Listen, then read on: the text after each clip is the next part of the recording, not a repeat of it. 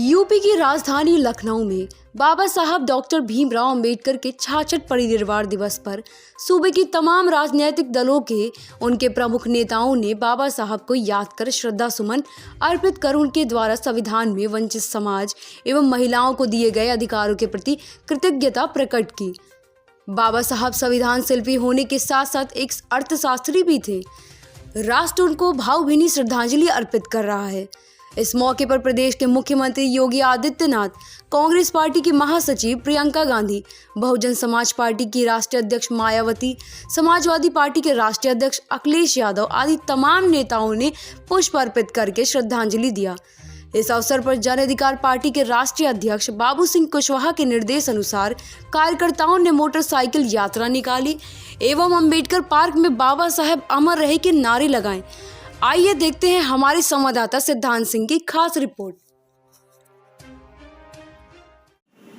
मेरे साथ मौजूद है जन अधिकार पार्टी के प्रदेश प्रवक्ता अतुल साक्य। आइए इनसे बातचीत करते हैं। आज आप लोग ने जो मोटरसाइकिल यात्रा निकाली है, क्या उद्देश्य देना चाहेंगे? आज जन अधिकार पार्टी के बैनर तले माननीय बाबू सिंह कुशवाहा जी के दिशा निर्देशन में हम सभी युवा साथियों ने और हमारे वरिष्ठ साथियों ने मिलकर शहरवासियों को लखनऊ में और इसी तरह से उत्तर प्रदेश के 75 जिलों में जन जन तक पहुंचाने के लिए एक बात हम लोग पहुंचाना चाहते हैं।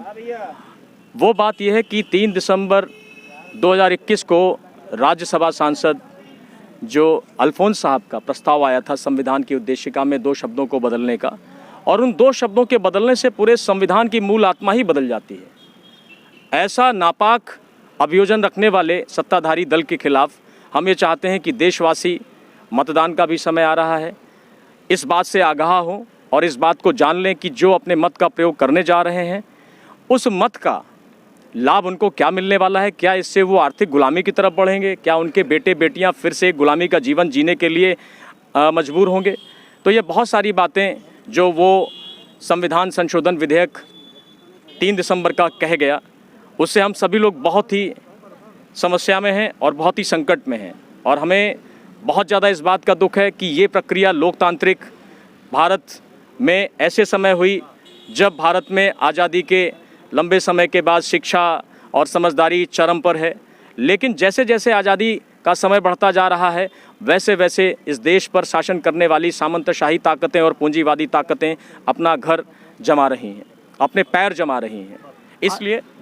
इसलिए हम लोगों ने आज संविधान के मूल्यों को जन जन तक पहुंचाने के लिए और ये बात पहुंचाने के लिए कि जो उद्देशिका में 2 शब्द हैं, उद्देशिका में समाजवादी शब्द का विलोप करने की कोशिश की जा रही है। समाजवादी शब्द का मतलब ये है कि भारत में समाज के प्रत्येक घटक समान व्यवस्था में रहेंगे, उनके साथ समतामूलक व्यवस्था होगी, समतापूर्ण व्यवहार होगा। और अगर इस शब्द को ख़त्म कर देंगे तो इस शब्द के ख़त्म होते ही भारत में समाजवाद का काउंटर पार्ट क्या है? समाजवाद का काउंटर पार्ट पूंजीवाद है। तो इसका मतलब है कि ये सीधा सीधा संकेत है कि वो समाजवादी शब्द का विलोप करने के साथ साथ पूंजीवाद को देश में आमंत्रित करना चाहते हैं। उन्होंने प्रैक्टिकली इस बात की तैयारी कर ली है और समाजवादी शब्द के स्थान पर वो न्याय संगत शब्द जोड़ना चाहते हैं।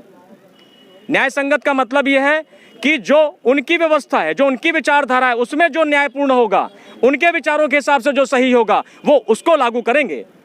संविधान में जो बहुमत से मैं तो ये कहूँ कि और भारत का संविधान सबसे बड़ी और चूंकि उसे सर्वोच्च कानून तो हम कहते ही हैं, तो इसलिए बाबा साहेब भीमराव अंबेडकर साहब के इस परिनिर्वाण दिवस पर हम सभी उनको शत नमन करते हैं। हम सभी पार्टी के कार्यकर्ताओं की ओर से, अपने पार्टी के राष्ट्रीय अध्यक्ष की ओर से, माननीय राष्ट्रीय कोषाध्यक्ष जी प्रहलाद मौर्य सर खड़े हुए हैं, हम सब इस अवसर पर उनको कोटि कोटि नमन करते हैं।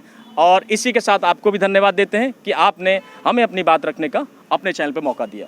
जैसा कि आप देख सकते हैं कि सभी पार्टियां अपने अपने ढंग से बाबा साहेब डॉक्टर भीमराव अंबेडकर जी को श्रद्धांजलि दे रहे हैं। कैमरामैन आनंद सिंह के साथ मैं सिद्धांत सिंह, जन संदेश। ये कहना चाहेंगे? क्या नाम है मैडम? सर मेरा नाम पूजा गौतम है। आज बाबा साहेब डॉक्टर भीमराव जी का आज पुण्यतिथि है, इस पर क्या कुछ कहना चाहेंगे? सर मैं यही कहना चाहूँगी कि जैसे आज हम लोग बहुत ज़्यादा मतलब कि हमारी महिलाएं एजुकेटेड हैं, उन्हें सारी फैसिलिटीज़ मिलती हैं, जैसे कि कोई भी मतलब कि सारी मतलब जितनी फैसिलिटीज़ होनी चाहिए उनको किसी चीज़ में प्रॉब्लम नहीं फेस करनी पड़ती। जैसे पहले की महिलाएं होती थी वो अनएजुकेटेड होती थी, और मतलब काफ़ी प्रॉब्लम्स फेस करनी पड़ती थी। बट आज की महिलाएं कहीं भी जा सकती है, अपनी कैसे भी मतलब कि ले सकती डिसीजन, खुद सेल्फ डिपेंडेंट है। तो मतलब उनका बहुत बड़ा योगदान रहा हमारे एजुकेशन से रिलेटेड। तो मतलब यही कहूँगी कि उन्होंने हमारी लाइफ के लिए बहुत इंपॉर्टेंट रोल किया। मतलब कि अगर वो ना करते महिलाओं के लिए इतना ज़्यादा, तो शायद हमारी महिलाएं आज उतना खोलकर आगे ना आ पाती। और मतलब कि जितना ज़्यादा एजुकेशन में आज महिलाओं ने उन्नति की शायद पुरुषों के मुकाबले, तो बस उनका बहुत बड़ा इंपॉर्टेंट रोल रहा हमारी लाइफ में। तो ऐसे महिलाएं आगे और आती रहेंगी और उनका बहुत बस thank you sir. Ambedkar ji की पुण्यतिथि है, क्या कुछ कहना चाहेंगे? सबसे पहले मैं उनको सत सत प्रणाम करना चाहूँगी और उसके साथ में ये कहना चाहूँगी कि जिस तरह से उत्तर प्रदेश में दलितों की समस्याओं को लेकर मुंह फेरा जा रहा है, चाहे वो 69,000 शिक्षक भर्ती का मामला हो, जिसमें आरक्षण को लेकर किस तरह से धांधली की गई है और किस तरह से अन्याय हो रहा है दलितों के खिलाफ, चाहे वो महिलाओं के खिलाफ हो, इस तरह की घटनाएं आए दिन सामने आ रही हैं और सरकार चुप्पी साधे बैठी हुई है। तो मैं सिर्फ इतना कहना चाहूँगी सरकार से कि आज के दिन कम से कम सरकार को आईना देखना चाहिए। जिस तरह से शिक्षक भर्ती घोटाला हुआ है उसको सही करना चाहिए और उसके साथ में महिलाओं की सुरक्षा हो या दलितों के खिलाफ हो रहे अपराध हों, उत्तर प्रदेश में बढ़ती घटनाएं हों, उनको रोकना चाहिए। तभी एक सच्ची श्रद्धांजलि होगी और तभी उत्तर प्रदेश में एक राम राज्य स्थापित होगा। बहुजन समाज पार्टी का हमेशा कहना रहा है कि दलितों का हमेशा सम्मान और सहयोग वही पार्टी करती आई है और किसी पार्टी, कोई भी पार्टी उन पे ध्यान नहीं देता है। इस विषय पे अपने बारे में उत्तर कांग्रेस पार्टी का क्या कहना है? देखिए, कांग्रेस पार्टी से इतना पूछना चाहती है कि पिछले 4.5 साल के कार्यकाल में दलितों पर हुए अत्याचार और उन पर किए गए अपराध, उस पर कब मायावती जी सामने आई हैं। तो मैं पूछना चाहती हूँ कि किस तरह से जो है वो इस बात को सत्यापित करती हैं।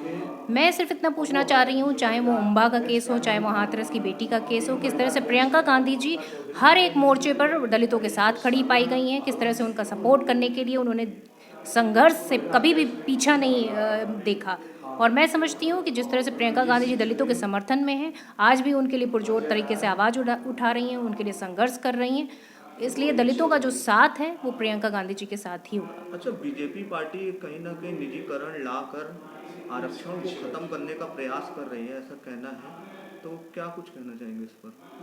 देखिए, सरकार की मंशा ही यही है कि अपने मित्रों को फ़ायदा पहुंचाने के लिए जनता के साथ अत्याचार करते चले आ रहे हैं। चाहे वो रोजगार की बात हो, किस तरह से देखिए ये सरकार संविदा पे नौकरियां लेकर आती है और जब उसका विरोध किया जाता है तब ये कहते हैं कि नहीं, हमने तो 4 लाख नौकरियां दे दी। आज भी ये ब्यौरा देने में असमर्थ है कि इन्होंने 4 लाख नौकरियां दी कहाँ। आपको याद होगा किस तरह से एक लेखपाल की भर्ती हुई थी, उसको भागकर जो है नेपाल जाना पड़ा था। तो मैं समझती हूँ कि सरकार की कथनी और करनी में ज़मीन आसमान का अंतर है। आज जनता ये पूरी तरह से समझ चुकी है और जनता इनको आईना दिखाएगी। इस बार जो विधानसभा के चुनाव होंगे उसमें जनता इनको पूरी तरह से नकार देगी और कांग्रेस पार्टी को बहुमत के साथ सत्ता में बिठाएगी। संविधान निर्माता बाबा साहेब डॉक्टर भीमराव अंबेडकर की आज पुण्यतिथि है। अगर बात की जाए बाबा साहेब की जीवन की, तो इनका जीवन पूर्णतया संघर्ष से गुजरा है।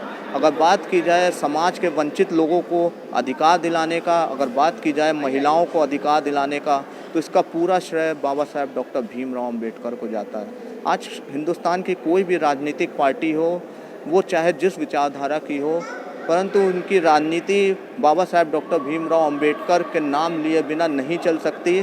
परंतु ये देखना दिलचस्प होगा कि भविष्य में बाबा साहेब की जो विचारधारा थी उसको आगे ले जाने का काम कौन सी पार्टी करती है। कैमरामैन आनंद सिंह के साथ मैं सिद्धांत सिंह, जन संदेश।